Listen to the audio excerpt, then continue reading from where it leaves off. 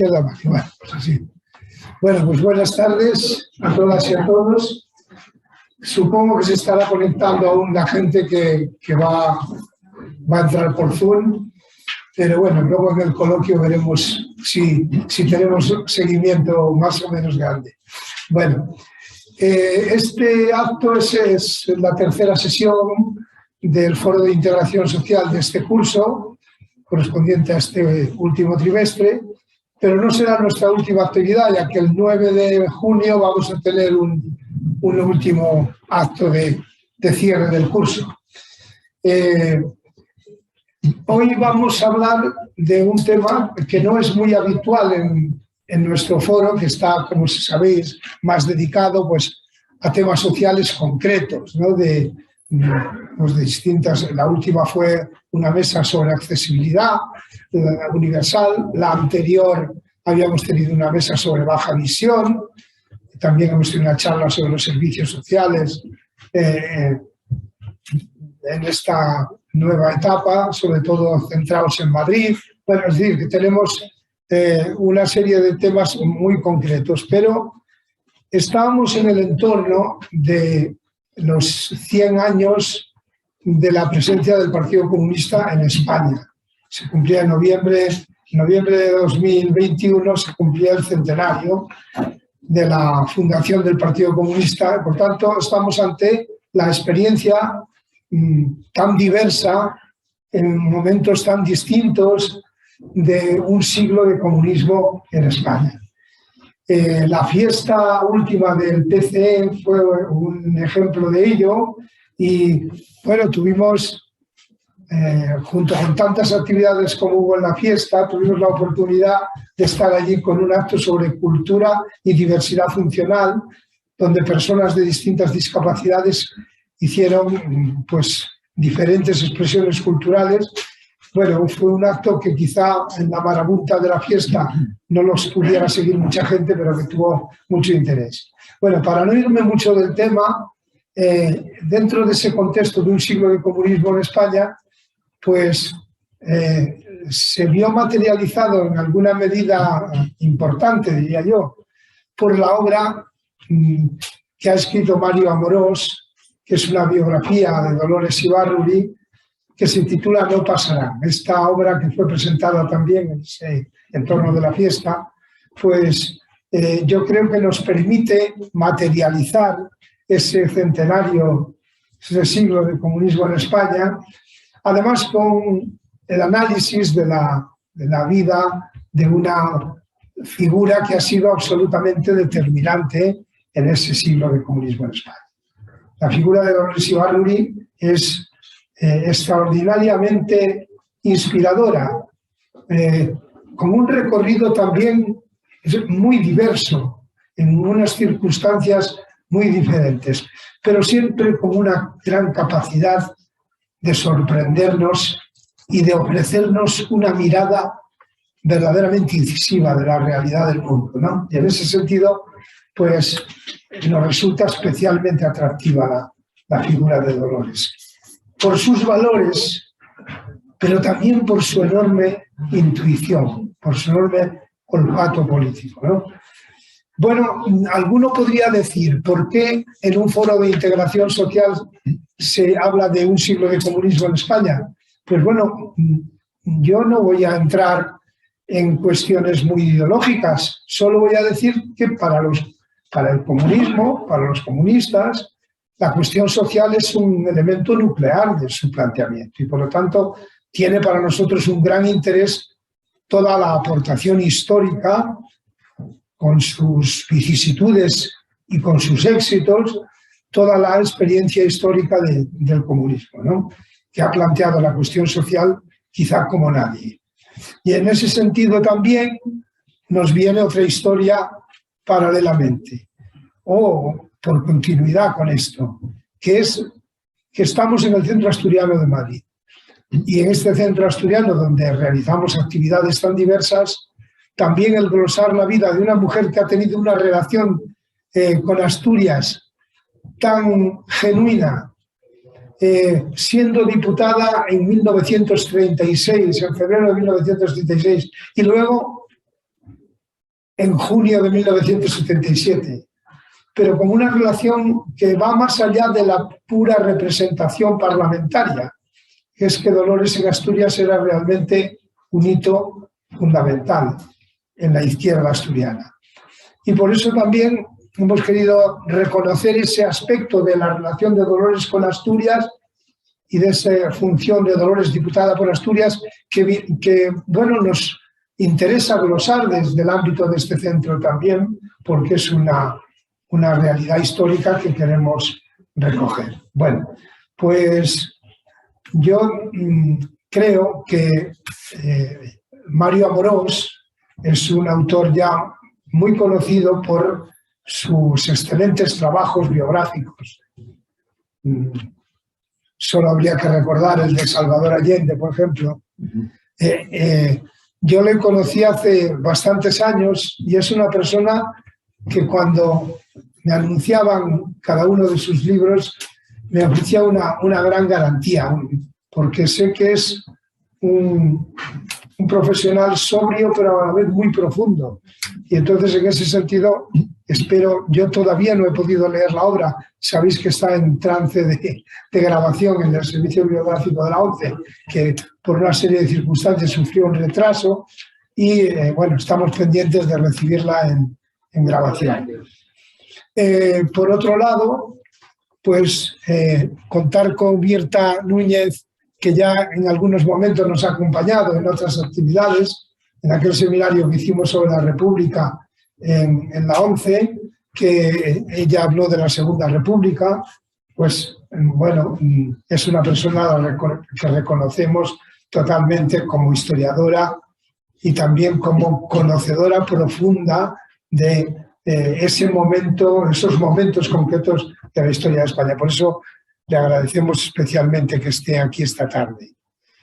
Y la presencia de Dolores Ruiz, pues es un gran placer, la verdad, el tener a la nieta de Dolores Ibárruri aquí con nosotros. Bueno, en este conjunto entre Mario, Mirta y Dolores, pues creo que nos pueden hacer una velada verdaderamente interesante, verdaderamente agradable. Permitidme que termine, ya sé que me he alargado un poquillo, permitidme que me termine solo diciendo la pequeña experiencia política que yo tuve con la llegada de Dolores a España. Estuve presente en su primer mitin el 24 de mayo de 1977 en el Estadio Suárez Puerta de Avilés. Bueno, fue un momento que no os puedo contar la emoción con que lo vivimos. Fue extraordinario. Y Dolores, a pesar de sus años, hablaba con aquella fuerza, con aquella lucidez que nos dejó a todos verdaderamente sorprendidos y encantados. Después, ya en Madrid, pues pude asistir a la celebración de su 90 aniversario y también pues acudir a alguno más de sus mítines. Y por último, pues asistir a su capilla ardiente en la calle de la Santísima Trinidad 5 en Madrid y hacer el recorrido de su entierro con aquel hermoso discurso de Julián Guita allí en la Plaza de Colón. Bueno, después, como ya si se quiere como añadido, pues la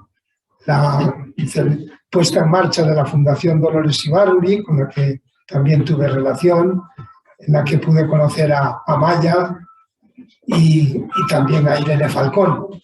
Bueno, han sido momentos para mí, pues reconozco que muy emocionantes y por eso quería citaros hoy aquí.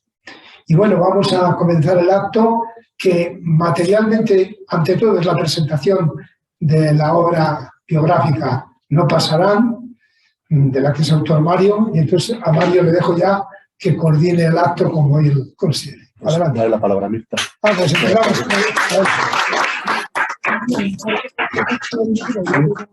Bueno, pues venga. Empieza Mario. Buenas tardes, muchas gracias por venir. Gracias al Centro Asturiano por acogernos y a Ricardo por organizar el acto. En noviembre del año 33, creo que es cuando Dolores viaja por primera vez a Asturias. Ella llega porque va a haber elecciones en España. Se ha roto el gobierno de coalición republicano-socialista y hay elecciones, además, en las que por primera vez las mujeres pueden votar en España, en noviembre de aquel año 33. Dolores es candidata por varias provincias. En la República es curioso, no logré averiguar por qué, pero los candidatos pueden ser candidatos al mismo tiempo por varias provincias, ¿no? Y Dolores llega a Asturias porque ella la campaña la hizo por Asturias. Y recorrió varios días, sobre todo las cuencas mineras, y evidentemente Gijón y otras ciudades. Fue una campaña donde el PC concurre en solitario, donde habrá por primera vez un diputado comunista en España, el doctor Cayetano Bolívar, por Málaga en la segunda vuelta, celebrada en diciembre, y Dolores concurre como candidata comunista, como decía, por Asturias y otras provincias. Y es interesante que ella, porque las votaciones eran nominales, obtuvo casi 18.000 votos. No fue elegida entre los 17 diputados asturianos a las Cortes de la República, pero, por ejemplo, en Mieres sacó el 20% de los votos, en Sama de Langreo el 17% y en Gijón el 10%. El PC triplica los votos en aquellas elecciones respecto al año 31 y obtiene en toda España 200.000 sufragios. Eso da cuenta ya de una progresiva implantación del PC, influencia en el movimiento obrero, y también de un carisma personal de Dolores, que podemos imaginarla recorriendo las cuencas mineras en aquella campaña electoral. El PC concurría con un programa muy radical. Y es importante porque acaban esas elecciones y ella por primera vez viaja a la Unión Soviética. Dolores tiene 38 años en aquel momento. Ha nacido en Gallarta el año 1895, como recordaréis, en una familia de mineros. Va a la escuela hasta los 15 años, empieza a trabajar como otras muchachas de la época como empleada doméstica y camarera en una taberna. Se casa a los 16 años con un militante socialista llamado Julián Ruiz, ingresa en el Partido Socialista en el año 17, participa en la fundación del PC el año 2021 y va a vivir a Madrid, reclamada por la dirección del Partido Comunista en septiembre del 31, después de la proclamación de la República. Ella ya es miembro del Buró Político del PC desde el año 32 y viaja por primera vez a Moscú a finales del año 33 con un camarada suyo, con Jesús Hernández. Llegan para participar en la reunión del Comité Ejecutivo de la Internacional Comunista. Imaginaos una mujer que hasta hacía 2 años su vida cotidiana era recoger patatas en su casa en Gallarta, atender a sus hijos, cuidar la huerta, y vivía en una aldea, Musquiz, hoy conocida como Musquiz, entonces Somorrostro, en la costa cantábrica, ¿no? Y 2 años después, esa mujer con una instrucción primaria no más y con una gran devoción por la lectura, que escribía artículos en la prensa obrera desde el año 18, que aparecieron en los mítines comunistas en el 31, habla en Moscú ante la Internacional Comunista y habla en enero del 34 ante el Congreso del Partido Bolchevique. Es un viaje muy importante porque cambia el sentido de su vida. Ella dudaba sobre si permanecer en Madrid todavía hasta ese momento. Estará 6 meses en la Unión Soviética. Para un comunista de los años 30 viajar a la Unión Soviética, podéis imaginar lo que significaba. Ella quedó deslumbrada por lo que conoció en la Unión Soviética, por el desfile en la Plaza Roja, por el Congreso mismo, evidentemente, del Partido Bolchevique, y ahí decide no volver a Vizcaya y permanecer como dirigente del Partido Comunista. Ella vuelve en junio del 34 a Madrid, funda un movimiento muy importante, el Comité Nacional de Mujeres contra la Guerra del Fascismo, que será un embrión en el terreno de la lucha de las mujeres de lo que fue el Frente Popular. Y ese Comité Nacional de Mujeres se funda justo en el verano del 34, 2 meses antes de que estalle en España la Huelga General Revolucionaria de octubre, que sobre todo, como recordáis, en Asturias es donde deriva en una insurrección obrera formidable, donde miles de mineros liberan territorios y se enfrentan al ejército profesional de las tropas mercenarias mandadas por Franco desde Madrid. Esa experiencia de octubre cambia también el curso de la República y cambia también el equilibrio de peso, empieza a cambiarlo en las fuerzas políticas de izquierda. El Partido Socialista se retrae respecto al movimiento de octubre y el Partido Comunista lanza un discurso de reivindicación del octubre asturiano y del heroísmo de las mujeres y los mineros. Dolores viaja a Asturias en el año 35 para una iniciativa muy importante, que es evacuar a centenares de hijos de mineros. Esas familias represaliadas con sus maridos muertos o en la cárcel se llevan a los niños y los reparten a esos niños asturianos por muchas ciudades de España. Es impresionante. En el caso de mi tierra, en Alicante, llegaron a no menos de 10 pueblos. A mi pueblo, Novelda, llegaron niños que aún viven de Asturias que dicen todavía hoy, estoy aquí gracias a la pasionaria. Y esos niños repartidos asturianos repartidos por España, que llevan el recuerdo del heroísmo de la represión en Asturias, fueron un factor emocional importante para la creación de las condiciones políticas y emotivas que dan lugar al Frente Popular. En el caso de Pasionaria hay un texto inédito, muy bonito, en el archivo histórico del PC, nunca citado hasta que lo cito yo en este libro. Es un texto muy bonito del año 41. Ella lo acaba, o lo deja inconcluso, mejor dicho, cuando estalla la Segunda Guerra Mundial, cuando la Alemania nazi invade la Unión Soviética, está Moscú. Y en ese texto Dolores recuerda la despedida de los hijos de los mineros asturianos y recrea de manera muy bonita el habla popular de las cuencas mineras, ¿no? Toda esa emoción de esos niños que abandonaron a sus madres camino de otras ciudades de España. En esa tarea solidaria a Dolores la acompañan mujeres muy importantes, mujeres republicanas burguesas, como por ejemplo Isabel de Palencia, la primera embajadora de la historia de España, embajadora en la Guerra Civil en Suecia y en Finlandia, acompaña a Dolores en esos viajes que van con la cobertura de un llamado Comité Pro Infancia Obrera. Incluso en enero del año 36, la última evacuación de esos trenes, de esos niños asturianos, llegan con Dolores en el tren a la estación hoy de Príncipe Pío, la estación del norte. Una jornada de sábado impresionante. Se puede recrear ese ambiente por las páginas de Mundo Obrero y es verdaderamente emocionante cómo fueron recibidos esos niños asturianos, acompañados por las calles de Madrid con las banderas rojas y con la consigna UHP, coreada, Unidos Hermanos Proletarios, coreado por miles de personas en esa tarde de invierno en Madrid. Dolores deja a los niños, está unos días en la cárcel de Ventas y vuelve, se libra de la cárcel porque es candidata del Frente Popular en la selección del 36, vuelve a Asturias y hace una campaña donde la acompañan Lina Odena, María Teresa León, María de la O. Lejárraga, recorre de nuevo las cuencas mineras. Los testimonios sobre el efecto que ya en febrero del 36 producían los mítines de Pasionaria en las cuencas mineras son impresionantes. María Teresa León decía que había personas que se antiguaban al verla, ¿no? Es algo muy, a lo mejor un poco exagerado, ¿no? Pero recrea bien el magnetismo de esa mujer vestida de negro, hermana, hija y esposa de mineros, como a ella le gustaba, vascos, vizcaínos, como le gustaba definirse. Y Dolores, como decía Ricardo, es elegida diputada por Asturias en la candidatura del Frente Popular, que arrasa en Asturias y vence en el resto del Estado. Ella será diputada por Asturias y volverá a Asturias en el 30 de abril del año 36. En tren,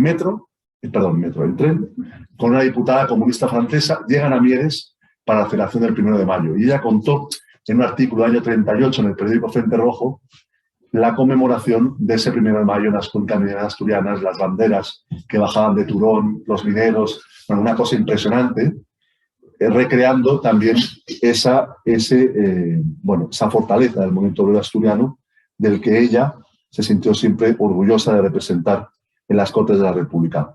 Bueno, fue diputada en tiempos normales, digamos, hasta el golpe de Estado del 36, por Asturias, y como tal le correspondió el 16 de junio del año 36 hacer un discurso memorable en las Cortes de la República. Dolores fue una gran oradora en los mítines, una mujer que todavía hoy los pocos registros que hay en Internet conmueve la fuerza, ya anciana, la fuerza de su convicción y el magnetismo de esa figura, pero también fue una mujer que leyendo desde muy niña, preparándose, estudiando, escribiendo, fue capaz de forjar una cultura política no menor que le permitió aquella tarde del martes 16 de junio del año 36, a las 3 de la tarde, en las Cortes de la República le pidieron 3 horas antes que hablara y ella preparó un discurso formidable replicando a José María Gil Robles, el líder de la CEDA, y denunciando la conspiración en marcha contra la República. Conspiración que da lugar al golpe de Estado y la guerra civil, como todos sabemos, que se gesta en el verano del 36 por el apoyo de las potencias fascistas a los sublevados. En la guerra Dolores tiene un papel muy importante, es la persona del Partido Comunista que mejor sabe transmitir al pueblo republicano la visión que el Partido Comunista tiene en cada momento de la guerra. Hay, por ejemplo, está ese discurso con lo tan conocido del No Pasarán, que no es un discurso personal de Dolores, de Pasionaria, es una declaración política del PC que ella lee por radio, por la actual cadena SER, a los 10 minutos del 19 de julio del año 36, en la Puerta del Sol, en el edificio hoy de la Comunidad de Madrid y de la dictadura, la DGS, que allí estaba el Ministerio de la Gobernación, lee ese discurso increíble del No pasarán, donde en 4 o 5 párrafos denuncia lo que significa el golpe de Estado contra la República, llama a los trabajadores y a los campesinos a levantar las armas en defensa de la democracia y, de nuevo, en esa declaración hay una referencia a Asturias. Dice, y como muchos discursos de Dolores, una apelación a las mujeres a que se incorporen a la lucha. Y en esa apelación está la memoria de Asturias. Mujeres, heroicas mujeres del pueblo, acordaos del heroísmo de las mujeres asturianas, ¿no? Bueno, esa apelación a Asturias, el recuerdo de Asturias, está también en el texto de No pasarán. Acaba la guerra, Dolores se va en el año 39, Dolores se va al exilio, a la Unión Soviética, allí estará hasta el año 45, vuelve a París en ese año con la esperanza compartida al exilio republicano de que la dictadura en España iba a caer, pero viene la Guerra Fría y Franco perdura con el apoyo de las potencias capitalistas. Dolores ya era secretaria general del PC desde el año 44 y como tal le corresponde un papel muy significativo en tiempos muy difíciles. A ella le correspondió vivir una época muy difícil donde la política no se admitía en bromas y donde el sacrificio de los militantes comunistas clandestinos en España daba lugar a miles de detenidos, fusilados, torturados y un sufrimiento inenarrable por parte de sus familias. Ella vuelve a la Unión Soviética en el año 48 y allí estará prácticamente de manera interrumpida hasta el año 77. Y de nuevo, el año 62, la voz de Dolores asociada a Asturias. En abril, ahora ha hecho 60 años, en el Pozo Nicolasa de Mieres, se gesta la huelgona, la formidable huelga que pone en jaque a la dictadura aquel año 62 y que fue tan importante para la gestación de las comisiones obreras. Y de nuevo, en ese momento, la voz, en este caso ya a través de la radio pirenaica de Pasionaria, llamando a la lucha y elogiando la combatividad y el compromiso de los trabajadores asturianos. Ella fue, ya en los años 60, como presidenta del PC, un símbolo de la España democrática, desde la lejanía del exilio, desde el anhelo de volver a España que siempre manifestó, de volver a Euskadi, de volver a Asturias, de volver a Madrid. Y lo podrá hacer cuando, muerto el dictador en noviembre del año 75, por fin, en abril del 77, como sabéis, se legaliza el PC y ya vuelve el 13 de mayo del año 77, ahora también ha hecho 45 años, al aeropuerto de Barajas, y a los 7 días de volver está en la Feria de Muestras de Bilbao dando un mitin y a los 10 días está dando una rueda de prensa en Gijón. Y los mítines que decía Ricardo, en Mieres, en Sama de Langreo, en Avilés, mítines ya en el marco de la campaña del año 77. Las hojas manuscritas de esos discursos de Dolores se conservan en el archivo de Lola, el archivo de Pasionaria que conserva Lola y en el archivo del PC. Son unas pocas cuartillas, las intervenciones de Dolores apenas fueron 7 o 8 minutos, pero ante decenas de miles de personas conmovidas, como Ricardo, también aquel entonces, ante esa figura que representaba, como ninguna otra, la lucha de los comunistas en España por la democracia y por la libertad en tiempos muy difíciles. Gracias.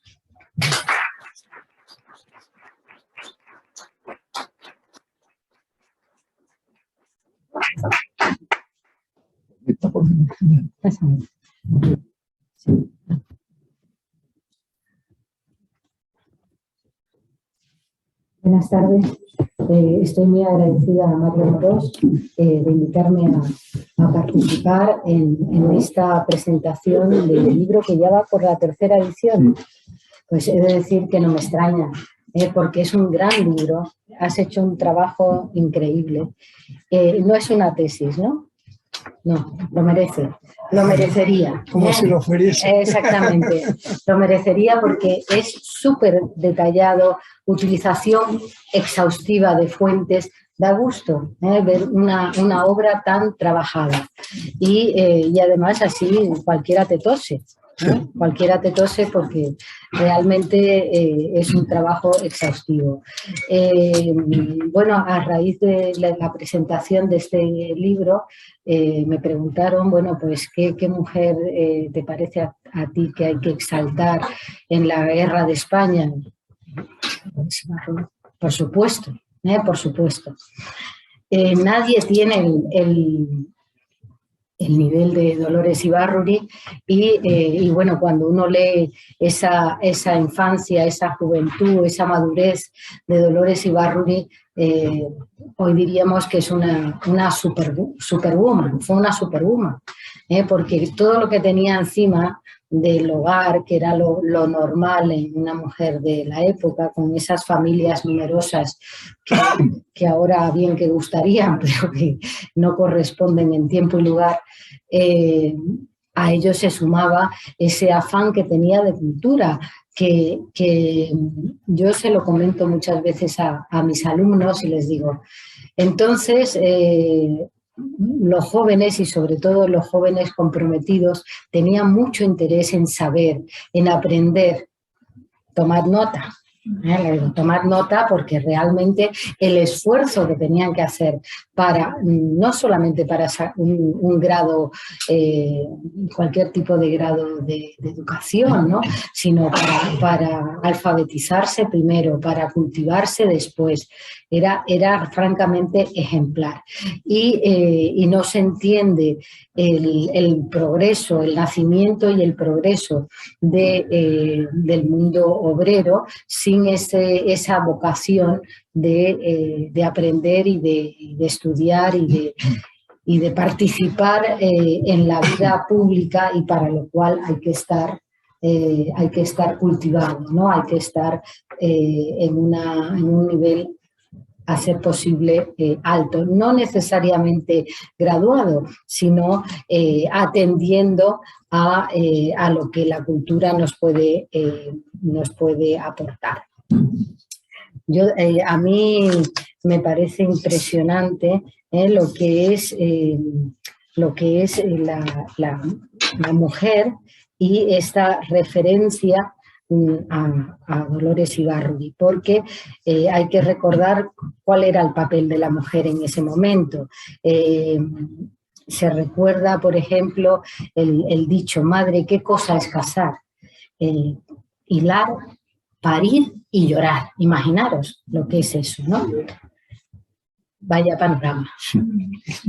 Bueno, pues Dolores, a pesar de eso, a pesar de perder, yo siempre digo, ¿pero cómo pudo perder 4 hijas? Bueno, pues claro, porque 3 eran trillizas. Imaginaros en aquella época tener trillizos. Eso era en fin, una proeza, y claro, al carecer, ¿no?, de una ayuda y un apoyo, ¿no?, sanitario como merecía, pues las fue perdiendo, ¿no? Luego hay que ver lo que era la vida de una mujer, aparte de hilar, parir y llorar, también lo que era, por ejemplo, el vivir en una situación de pobreza extrema. Ella cuenta, o ella contará, por ejemplo, lo que era la demanda de un pago semanal de los salarios para que esa infancia obrera pues pudiera comer decentemente, ¿no? La lucha por la reducción de la jornada laboral. Cuando yo les cuento a mis alumnos, claro, ¿cuáles son las horas legales de trabajo? ¿Eso quién lo hizo? La Primera y la Segunda Internacional, porque claro, esto parece que nos ha caído del cielo, y no. Entonces, de todas maneras, yo les pregunto, pero bueno, ¿qué os dan en el bachillerato? ¿Qué os dan?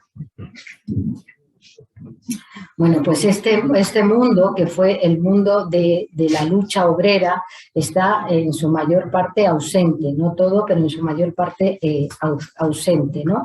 Y es una vergüenza, que con todo lo que lleva detrás de esfuerzo, de romper con un baldón que tenía no solo la mujer, sino el asalariado, el trabajador, que en fin, es una infamia, ¿no?, que no se recuerde esto, ¿no? ¿Y cuál era la circunstancia que hacía también la lucha imprescindible? Pues, por ejemplo, tenemos este testimonio de Dolores: vivíamos a lo bestia. No, a lo bestia hoy no significa lo mismo, pero a lo bestia significa sin agua, chapoteando en el barro, helándonos en invierno y asándonos en verano. Imaginaros qué circunstancia en un territorio como el País Vasco, en el que además se añadía la lluvia. Resulta que no se toma en cuenta que durante 160 días al año que llovía en el País Vasco, no podían trabajar, no tenían jornal, con lo cual la miseria se agrandaba.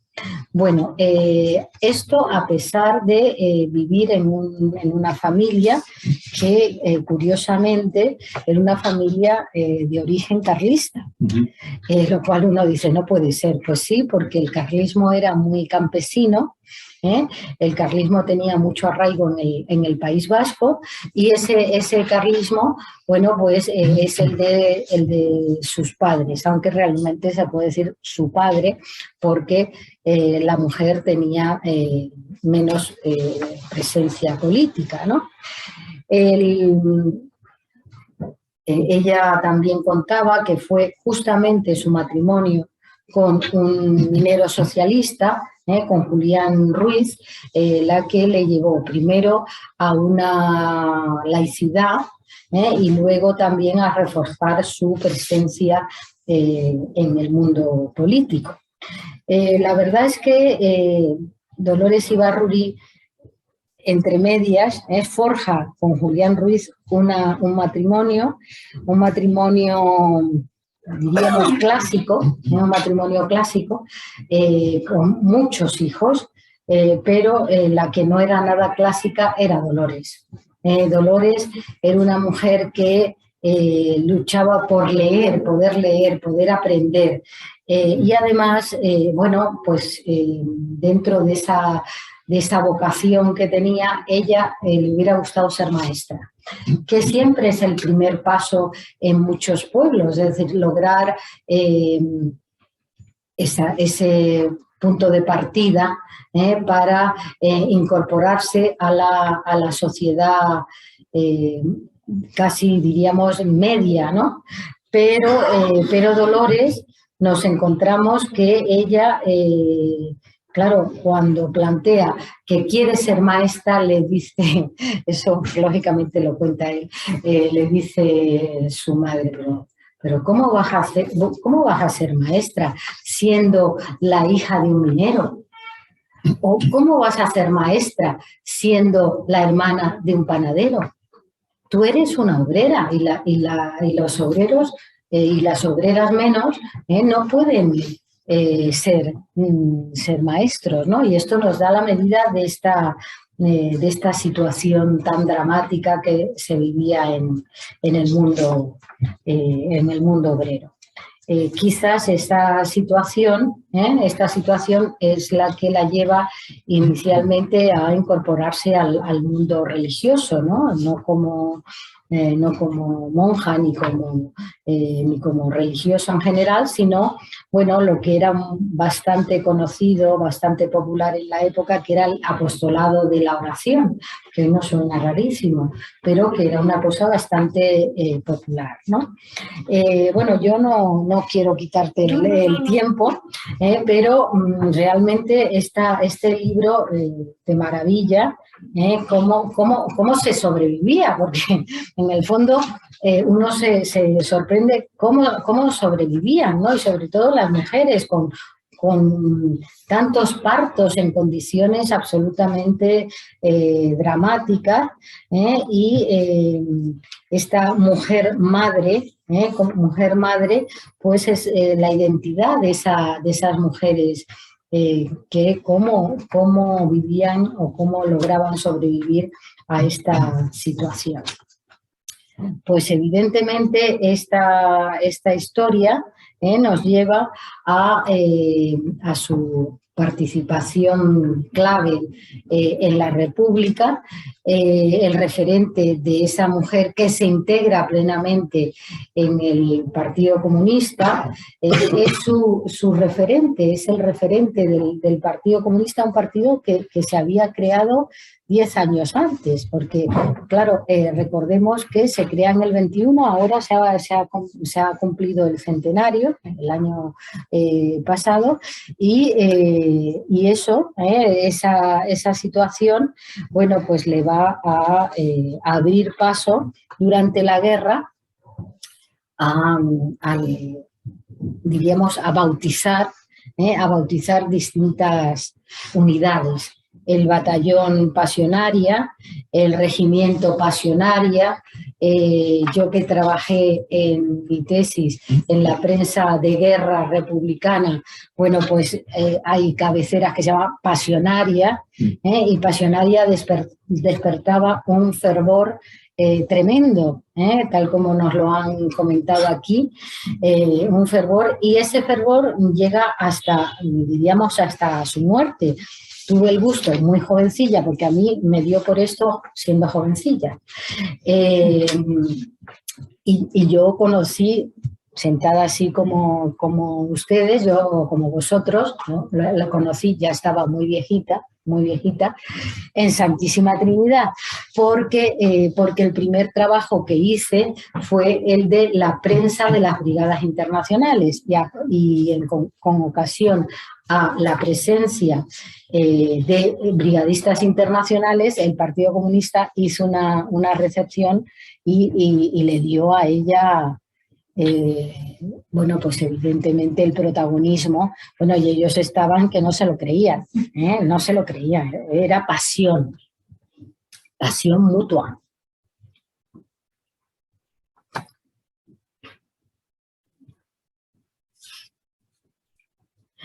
Bueno, pues en esa pasión mutua de los brigadistas por Dolores y de Dolores por los brigadistas, creo que ya llega el momento de cederle la palabra a su nieta, que tendrá también mucho que contar, y luego cuando se abran las palabras, si hay algo que se pueda aportar más, pues lo decimos. Gracias.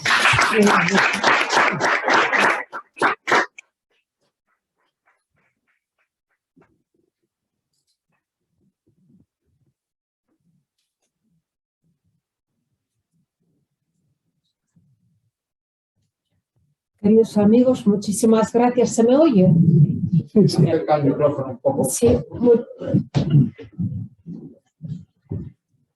Muchísimas gracias por venir esta tarde calurosa a la Casa Asturias para compartir la presentación del libro, para hablar de Asturias y de una mujer muy especial que fue mi abuela. Entre los episodios de su larga y azarosa vida,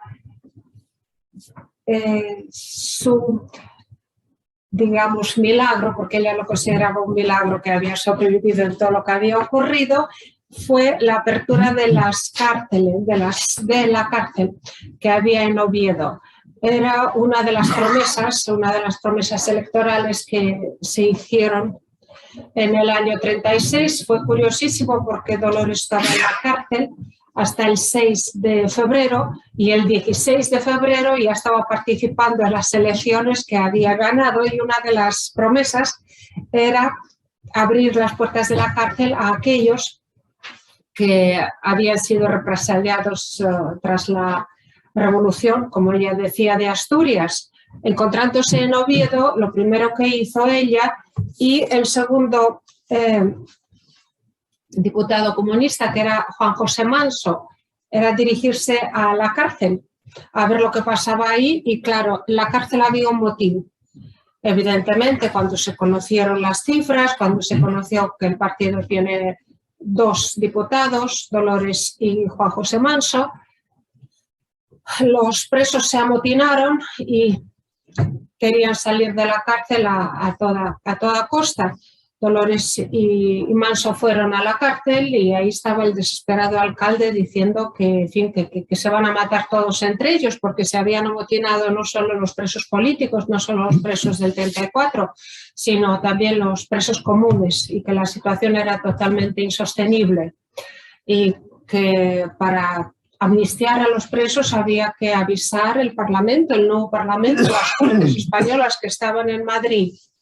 Era una situación totalmente insostenible y entonces lo que se le ocurre a Dolores es buscar a todos los diputados progresistas, sean republicanos del PSOE, los dos comunistas ya estaban, a buscar a todos los diputados de la Asturias que podían localizar por Asturias, que estaban ahí porque la campaña acababa de terminar, las elecciones acababan de celebrarse y entonces uno tras uno fueron buscando a todos los que podían localizar en ese momento en Oviedo para hacer una reunión y tomar una decisión acerca de lo que pasaba, porque parece que lograron una amnistía solamente para 60 personas, pero la situación era absolutamente insostenible en ese momento, porque ni 60, sino toda la cárcel estaba en pie de guerra y durante varias negociaciones Dolores iba y venía, intentaba calmar a los insurgentes en la cárcel, el motín en la cárcel, también intentaba negociar con la dirección de la cárcel, etc. En ese momento aparecen unas ametralladoras pesadas, porque los presos ya salieron de sus celdas y ya se pusieron delante de una gran reja que intentaban derribar. Se abrieron las puertas exteriores de la cárcel, se vieron las dos ametralladoras pesadas que estaban a punto de disparar y eso era Dolores. Dolores se agarró a las rejas donde estaban amotinados los obreros y dijo que ella no se mueve y si disparan también la van a matar a ella, que es diputada por Asturias. En medio de eso, los presos derriban a la verja, pero con tan buena suerte que el alcaide logra cerrar la puerta exterior, por lo cual hay un espacio entre las ametralladoras, los presos y Dolores, y entonces en ese momento Dolores entra en la cárcel y ahí se queda. Y es una situación que ha durado lo que ha durado, pero tras largas negociaciones, tras encontrarse y enfrentarse a una situación insostenible, se tomó la decisión, el alcaide dijo, mira, que ya él no puede hacer nada y que, visto lo visto, le entrega las llaves. Y se produjo una de las escenas más impactantes de la vida de Dolores, era el momento cuando ella tenía las llaves e intentaba abrir las puertas donde estaban el resto de los presos, que no estaban en las galerías, y por la emoción no podía hacerlo, pero bueno, aquel día salió todo el mundo de la cárcel, salieron los participantes de la Revolución de Asturias, salieron los comunes, pero la euforia era tal que durante toda su vida y en sus memorias, Dolores Ibarri, siempre recordaba esta historia como uno de los grandes días de su vida.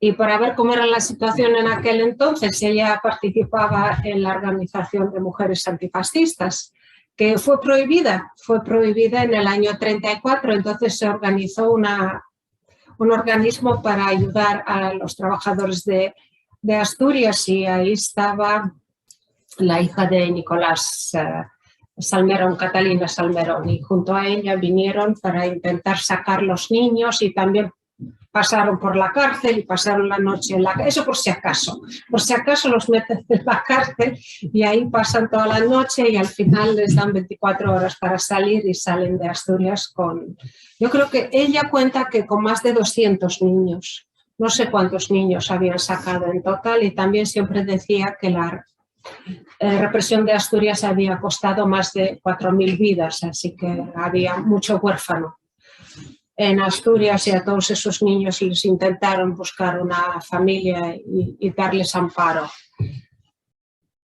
Dolores volvió a España Y aquí se repite una historia del 36 porque sale de la cárcel el 6 de febrero y el 16 ya son las elecciones, el 16 de febrero, después de 10 días, pues en el año 77 ella regresa a España el 13 de mayo y las elecciones son el 16 de junio. El 15 de junio, no, el 13, el 14, el 15, el 15 ya son los ya, no, yo creo que ya dan los datos, ya han contado, no, 15, bueno, total, que otra maratón de esas increíbles y primero, por supuesto, ella va a su queridísimo Bilbao y de Bilbao ya se traslada a Asturias, donde participa en la campaña frenética, da varios mítines en Mieres, ya lo han dicho, en Avilés el primero, y ella siempre contaba que era impresionante porque aparecía gente por todos los lados y le contaba las historias de aquello que había sucedido en el año 34 y 35, y dice, pero era gente joven, y resulta que aquello que había hecho ella por los mineros de Asturias se guardaba como una leyenda en las familias y la historia no había decaído. En ese viaje ella conoce a Gerardo Iglesias, que en ese momento yo creo que estaba en comisiones obreras. Sí, así es. Él le presenta a su hijo Rubén y más tarde ella le apoya en el año 83, cuando la gran crisis del Partido Comunista, cuando se va Santiago Carrillo, ella apoya al representante de Asturias, al secretario general de Asturias, a Gerardo Iglesias. En fin, esto es unas palabras sobre Asturias, pero yo he tenido la suerte de vivir prácticamente toda mi vida cerca de Dolores, primero directamente al lado, porque a mí de la maternidad me traen a la casa de la abuela, sin padre ni madre. Mi madre se queda en el hospital, mi padre era militar y toda mi vida fue vinculada a Dolores. Hemos pasado primero muchos años en la Unión Soviética y luego ya los últimos años en España, y durante todo ese tiempo yo he sido testigo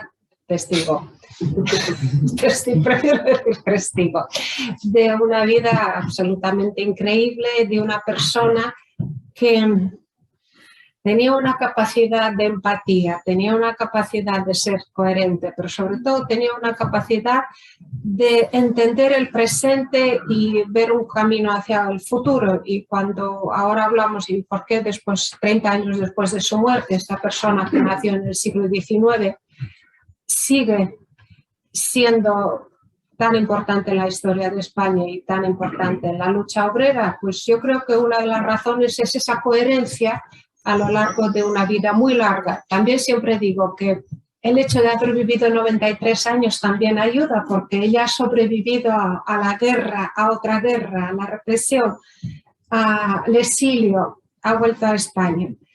Y además es muy importante que ella, siendo una de las grandes oradoras del siglo XX, para mí impresionante, la más importante, pero también coincide con el desarrollo del cine y de la radio, lo cual hoy en día nos permite tener un cierto reflejo. No es lo que era escucharla en vivo y en directo, sin embargo ustedes ven la imagen, ustedes ven la fortaleza y también se ve el impacto. Hay un documental del meeting de Francia, de París, del año Montreuil, el meeting de Montreuil de 71, y ahí se ve una mujer mayor, porque ya tenía 71, 76 años, 75 años, pero se ve una fortaleza enorme, se ve una entrega y se ve que es una persona que se deja la piel, se deja la vida, y que todo lo que ella promete, ella lo va a intentar cumplir a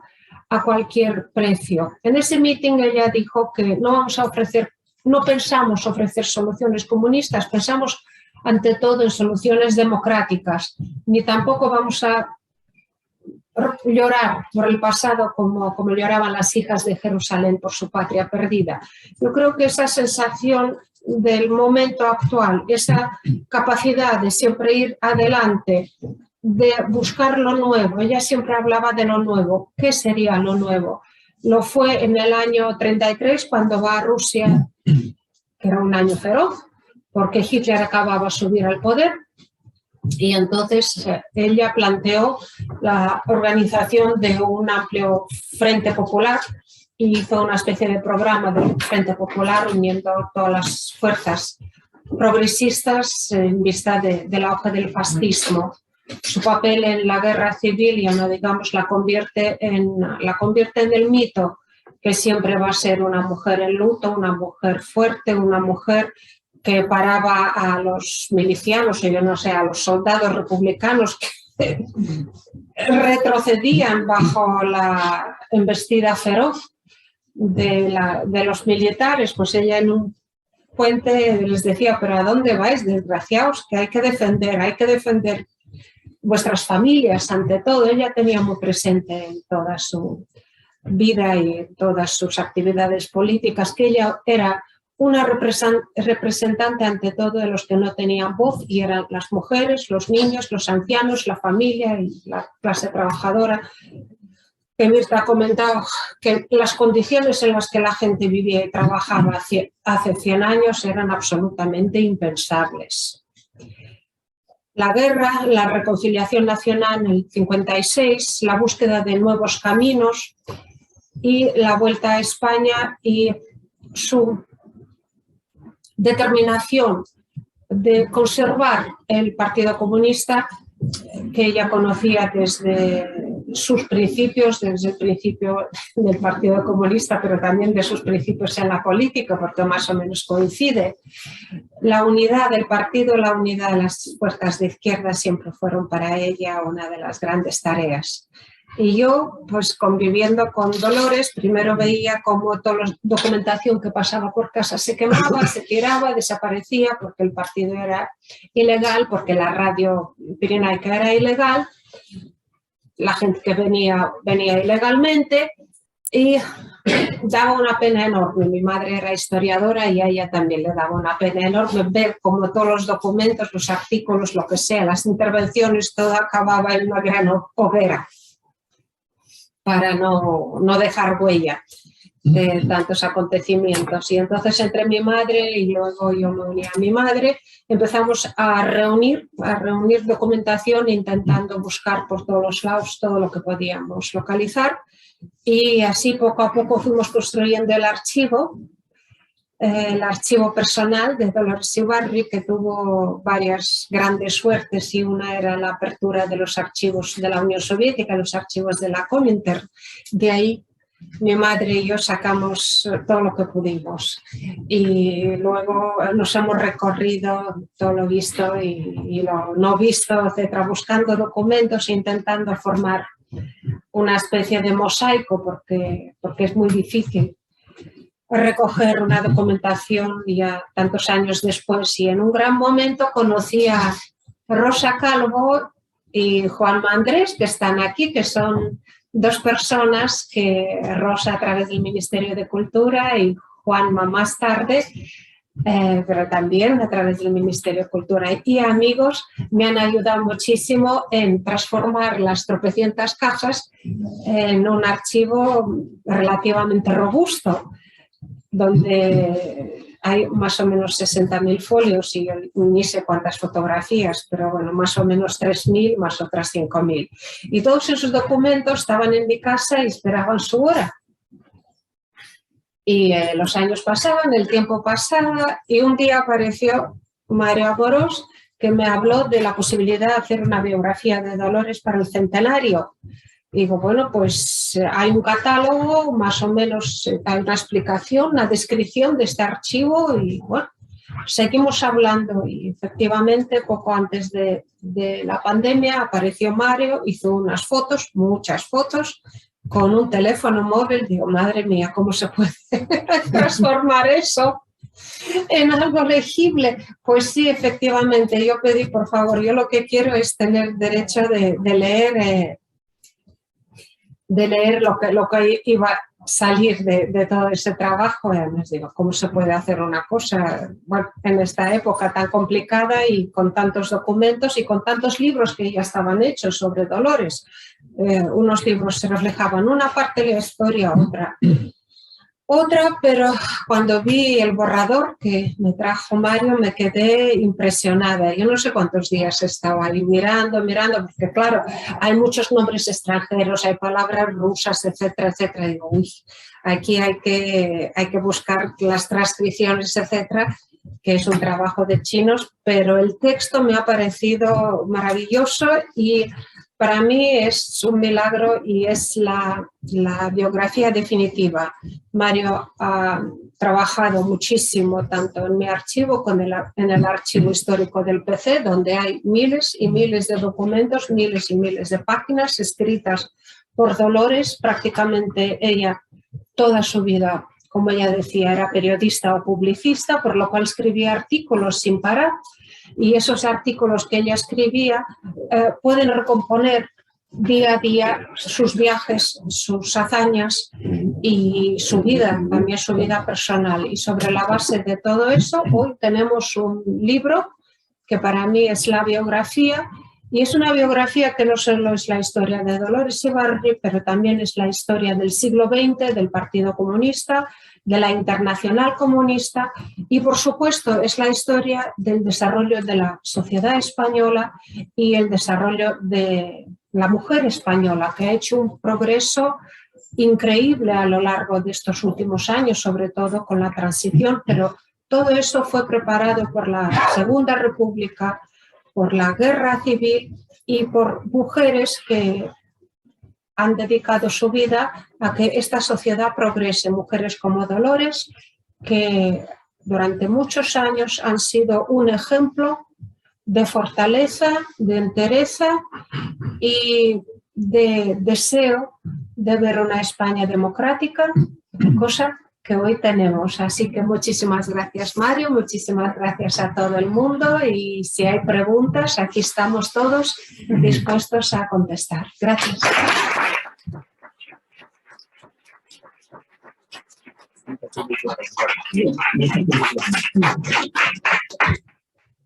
Bueno, pues yo por supuesto tengo la pregunta, pero voy a quedar para el final.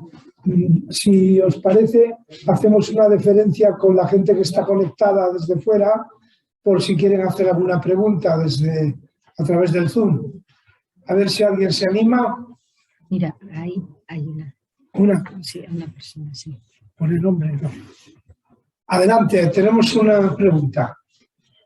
Sí, no hay nada del Zoom. Bueno, yo... No, espera, pero ¿hay aquí en la sala o por aquí el en la Zoom? sala. Ah, un segundo.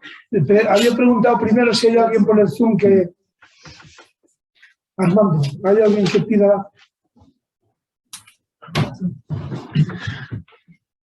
No. Bueno, pues empezamos aquí por la sala, perdone. Adelante.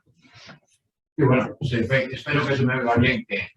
Bien, yo primero felicito a los autores. No he comprado el libro hasta hoy. Me alegro que me cite Mario. Voy a hacer un comentario sobre la cita, porque yo he tenido la suerte de conocer muchas cosas de Dolores Ibarri, por una serie de casualidades. En primer lugar, es un libro muy necesario.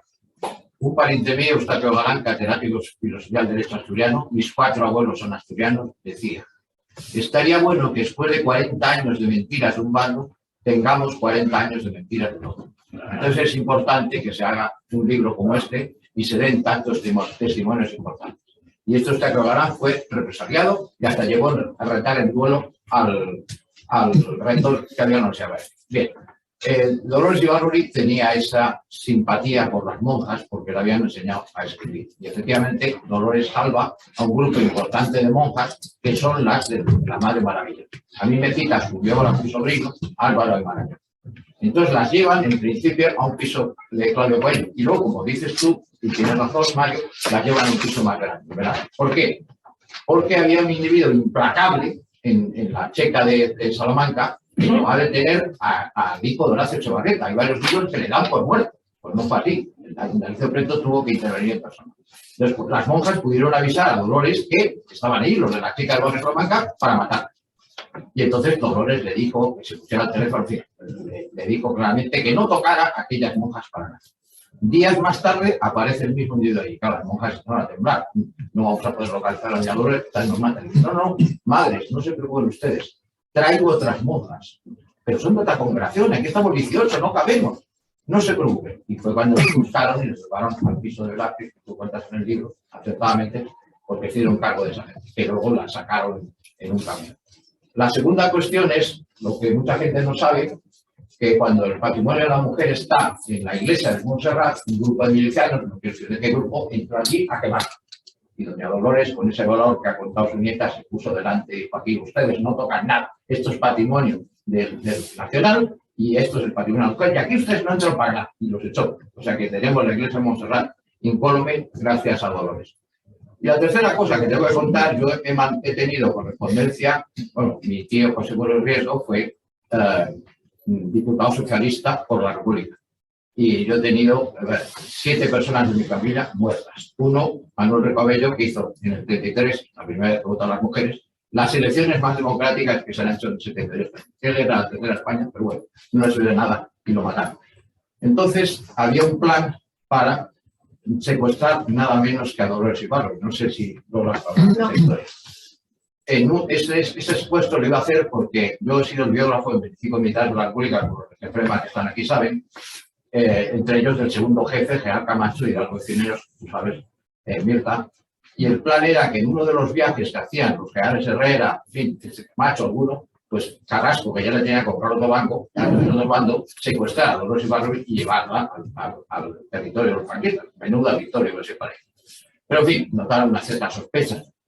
Y tan es así, yo he escrito un artículo que es la guerra civil empieza con un dragón rapiz y termina con 3 dragones rapiz, y me he carteado con Amador Silverio, que es el guante que va en el avión en que salvan a tu abuela, que es un dragón rapiz también, y despegan del aeródromo secreto de Monóvar, y Amador Silverio va con una pistola todo el viaje hasta Orán apuntando al teniente de la aviación republicana y al mecánico de la aviación republicana, porque no se fiaban de ellos, como en Palcarras, si hubieras podido ser sobornado para llevarles. Felizmente llegaron allí y luego es el episodio este simpático, visto que citas mucho a Irene Falcón, y ese episodio simpático que Irene va en el tercer dragón rapiz un día más tarde, a los altos mandos republicanos los tratan muy bien, a los militares los meten en la prisión de Mafalquimir, fortaleza conseguida por España en el siglo XVI, y a la pobre Irene, que llega un día más tarde, pues la meten en una especie de prisión que tiene un sótano, con una ventana, con la suerte, que eso ya lo cuenta ella y tú lo sabes,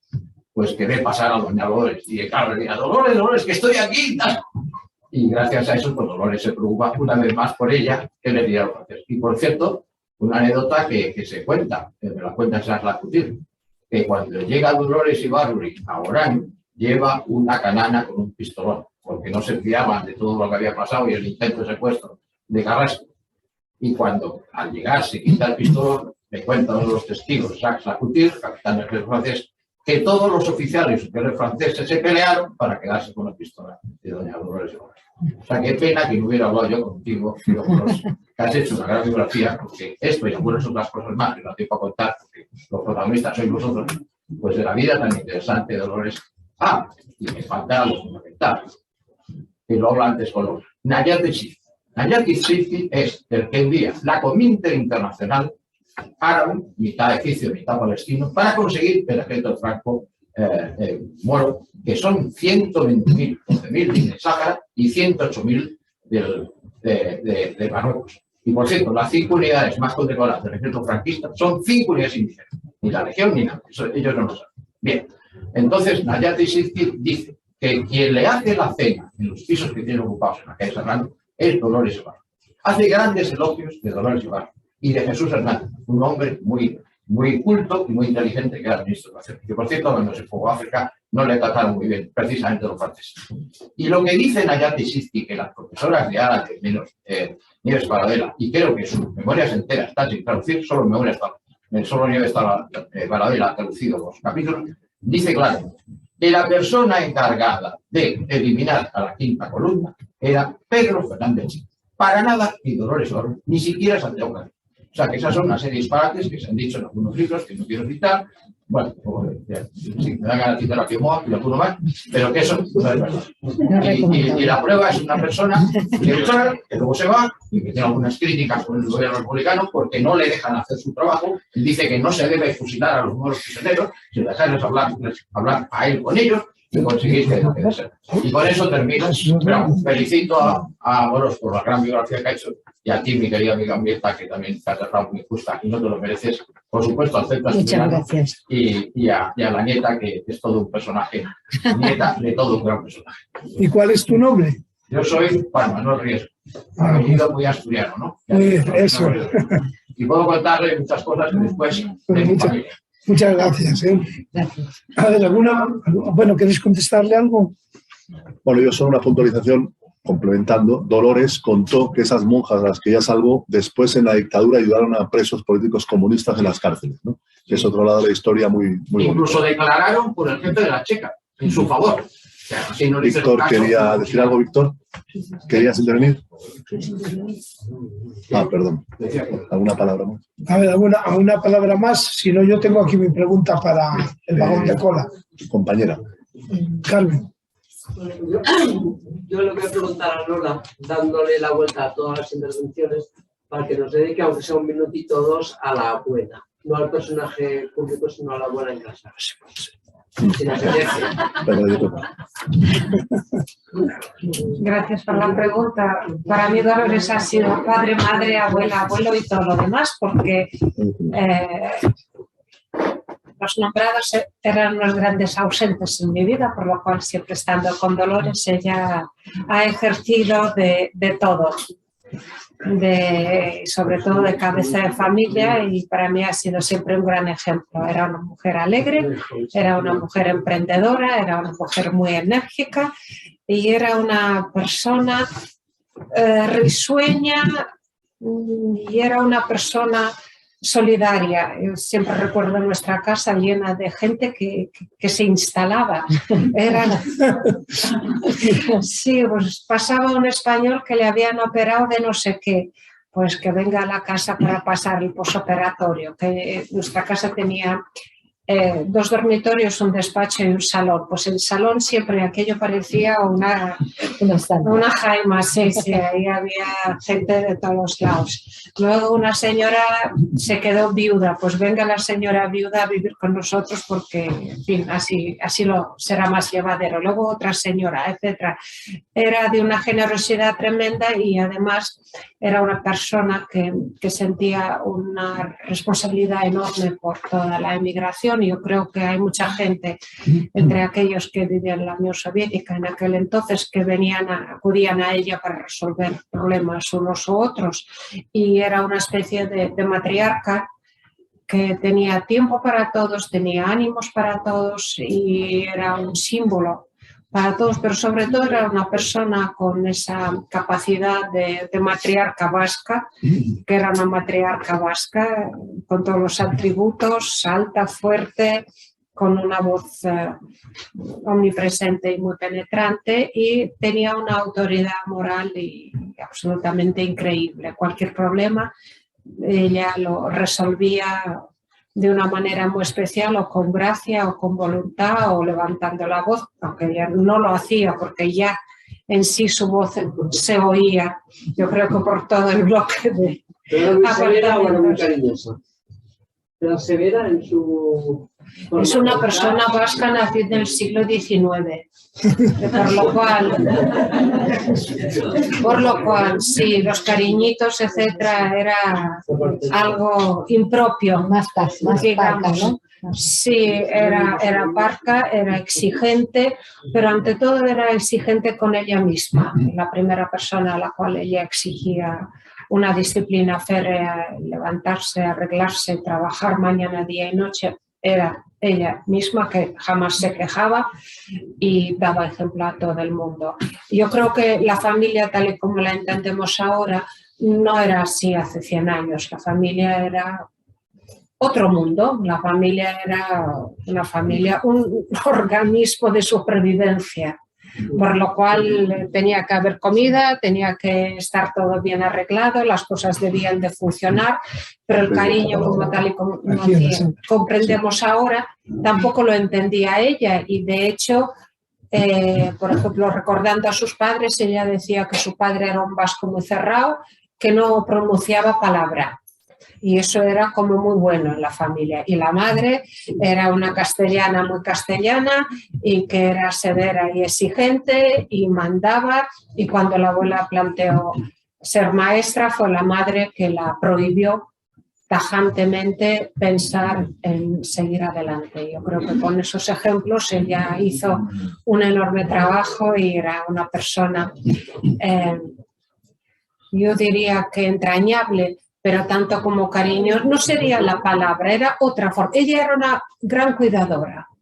Entonces tú te sentías protegido, tú te sentías con todo resuelto y sabías que hay una persona a tu lado que va a dar la vida por ti. Gracias.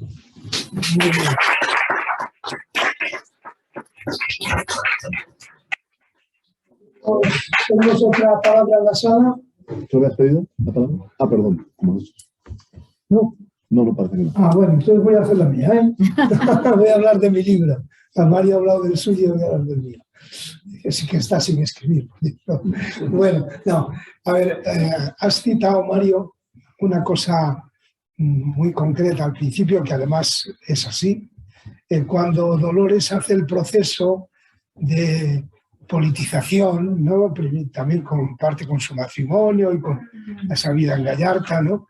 Y evidentemente da un salto de una chica, de una mujer con una formación, con una cultura primaria allí, con una formación religiosa, tradicional. Además en el País Vasco la religión católica tenía una entrada muy fuerte, muy en las tradiciones del pueblo vasco, ¿no? Entonces, que da ese salto, claro, a una especie de percepción ya laica, ¿no? de la realidad. Eso es así, además es obvio que es así, porque claro, en aquel momento la derecha, la mediación política del catolicismo era la derecha y obviamente la izquierda pues tenía que ser laica y, bueno, cuando no, totalmente atea y demás, ¿no? Entonces, pero sin embargo, aparte de esto que habéis contado de las monjas, que es una cosa muy especial y muy potente al mismo tiempo, pero Dolores era una mujer muy abierta en ese sentido, es decir, que obviamente habrá bebido luego en las tradiciones marxistas y tal, no vinculadas con la creencia mucho, pero sin embargo tenía una especial apertura a los cristianos. Yo recuerdo que cuando es su cumpleaños en Roma, creo que, no sé si lo leí en el libro de Vázquez Montalbán, de Pasionario y los Siete Enanitos, pero hace unas citas del cardenal Tarancón, por ejemplo, que no es que sea un cristiano de base de estos marxistas, pero que era una persona inteligente, abierta, democrática, dentro de ese contexto, pues que las hace con un sentido extraordinariamente positivo. Es decir, como entendiendo, hombre, si la Iglesia o alguna parte de la Iglesia está en este proceso de evolución, como indicaba el cardenal Tarancón en sus discursos, pues ella lo veía como un rayo de esperanza democrática, ¿no? Porque claro, la Iglesia en España había tenido un papel muy determinante. Y luego, cuando ya está aquí, pues tiene una relación con el cristianismo de base. Citábamos antes de la charla al padre Llanos, con el cristianismo de base muy afectiva. Yo no hablo ya de que si ella fue creyente o no fue creyente en sus últimos momentos. Eso, la verdad es que me importa nada. Lo que sí creo, por su capacidad sociológica, política, cultural, de entender al otro, tuvo esa relación muy afectiva, que recordamos algunos con cierta gracia. No me acuerdo que me contaba Mariano un día, dice, en esas meriendas en que cantan Cantemos al amor de los amores, Dolores y el padre Llanos, ¿no? Bueno, quiero decir que realmente ella tuvo con la fe de los cristianos de base, sobre todo, pues una relación muy positiva. Eso no sé si lo podéis confirmar, pero yo al menos lo he percibido. Mirta, y lo digo yo. Sí, realmente yo creo que hay algo fundamental, que es separar a Dolores de toda la basura que dijo el franquismo y la ultraderecha de ella, ¿no? Porque a través de Dolores se configura la metáfora de la mujer republicana. Entonces era muy importante para el franquismo echar toda la basura que podía, ¿no? sobre esa figura. Y luego, claro, la anécdota, ¿no? de las monjas fue crucial, pero es que justamente lo que hace es tapar la boca de toda esa tergiversación que el propio franquismo hizo de Dolores Ibárruri. Y luego a mí también me gustaría señalar que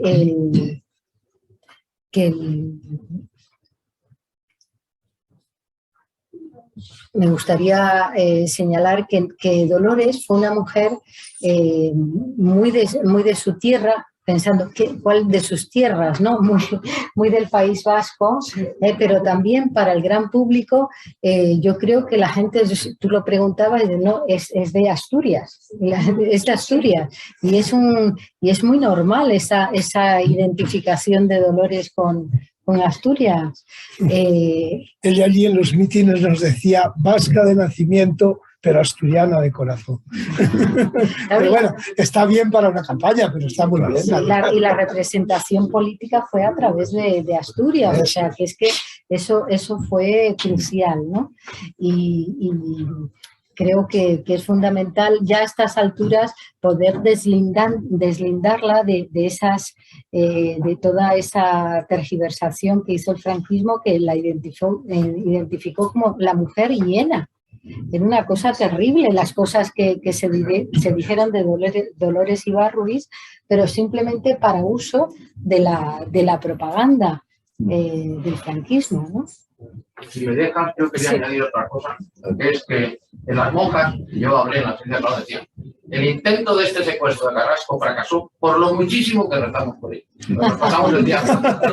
Y después, cosa muy importante, estos temas. Acuérdate, querida Mirta, que los peores asesinos en general del bando republicano mueren en la guerra. Felipe Sandoval, Santiago Alíquez, el rey, el amante de Margarita Merkel, etc. Y entonces el franquismo, ¿qué hace? Ensañarse contra los vivos.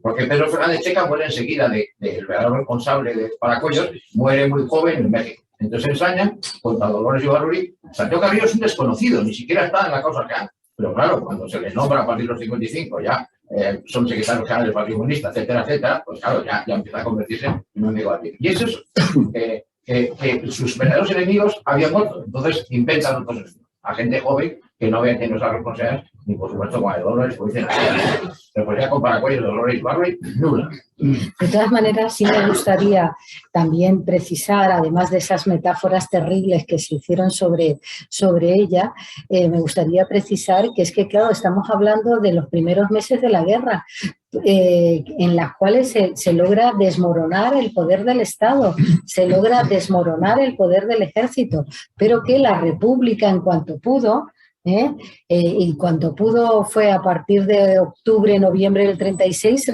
recupera ese control. O sea que sí fue algo que existió de una manera muy puntual entre los primeros meses de la guerra provocada por el golpe de Estado de los militares, pero que en absoluto no sería justo identificar toda la República con eso. Además, muy bien estudiado por historiadores serios y rigurosos que no se inventan ni ocultan los aspectos más difíciles, ¿no? A diferencia de los panfletos franquistas, que todos sabemos lo que publican, ¿no? Bueno, comentando lo que decía Ricardo, es muy interesante cómo Dolores, bueno, ese proceso que ella, siendo una joven de creencias religiosas, después se aleja, milita en el Partido Socialista, después en el Partido Comunista. En la República tiene artículos evidentemente muy duros, artículos y discursos contra el papel de la jerarquía católica en aquellos años y en la guerra, por supuesto, pero muy tempranamente, como decía Ricardo, ya en los años 60, el PC, dentro de España, confluye con sectores católicos y muy pronto Dolores en sus discursos elogia, también en los países del este, ese papel de esa iglesia que en la base y en determinados sectores de la jerarquía se va aproximando a la democracia, ¿no? Por ejemplo, cuando viaja por primera vez a Barcelona a la vuelta de un exilio de 38 años, va con Alfons Carles Comín y con Gregorio López Raimundo a la abadía de Montserrat a agradecer la labor solidaria de los monjes de Montserrat con la resistencia antifascista en España durante la dictadura. O sea que es un gesto muy notable, aparte de la amistad entrañable con el padre José María Llanos en el Pozo, ¿no? Y siguiendo con este tema, las monjas sobrevivieron la guerra y aparecieron en casa cuando regresó Dolores y trajeron un icono de la Dolorosa con la foto de Dolores detrás. La tenían pegada con celo y dijeron, la hemos tenido todo el franquismo y rezábamos por tu salud y no sé qué, no sé cuántos, querían regalársela, la abuela no lo aceptó. Y cuando ella muere, esas monjas que estaban en un convento en la calle Torrija, oficiaron una misa por su alma. Sí, la ofició el padre Llanos, fue un poco surrealista, pero ahí estábamos todos recordando lo divino y lo humano. Madre Maravillas. Y estaban al principio en el complejo de Getafe, donde está el famoso Sagrado Corazón. Pero es verdad, yo decía que se pasaron su vida entera rozando por los dolores. Permitidme que coordine un poco. Hay más preguntas. Bueno, pues yo entonces, por terminar esta pregunta que hice, diría aquello que dijo el padre Llanos al día siguiente de la muerte de Dolores. Dolores hoy ha entrado en los cielos. Bueno, si queréis preguntar algo más, si no, despedimos a estos amigos que nos han hecho una velada tan excelente. Si queréis añadir algo, Mirta, Lola, Mario. A ti también expresamente. Y al Centro Asturiano, además de a Mario. Muchísimas gracias. Como soy tan poco cumplido, no he dado las gracias al Centro Asturiano al empezar, que lo tenía que haber hecho, aunque estamos ya tan acostumbrados a su solidaridad que no, que a veces no lo saltamos, pero sí agradecemos mucho al centro que acoja este foro y este acto en concreto. Y pues nada, muchísimas gracias, que todo el mundo se lea ese libro. Y Mario, ahora me lo vas a dedicar porque quiero que Pedro me lo traiga. Sí, no, tranquilo, que eso todos los días. Dime, Tino. El centro es tu casa también. ¿Eh? El centro es tu casa también. Ya, claro, soy socio.